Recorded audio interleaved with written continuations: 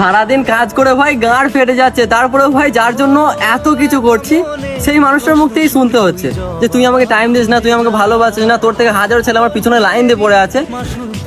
আরে আমি কি বলবো, আমার মাথাটা তো তখনই খারাপ হয়ে যায় যে আমার থেকে ভালো ছেলে পাওয়া খুব সহজ, কারণ আমি দেখতেও সুন্দর না আর আমার বাবার অনেক টাকা পয়সাও নেই।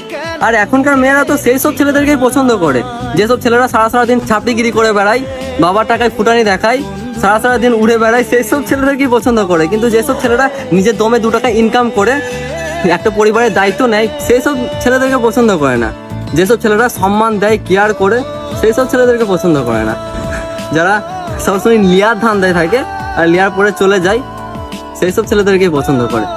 আর যারা বিয়ে করার জন্য, ভবিষ্যতে সংসার গুছানোর জন্য ছোট বয়স থেকে ইনকাম করে আগের ভবিষ্যতের কথা ভাবে, তাদেরকে ভালোবাসে না, তাদেরকে পছন্দ করে না।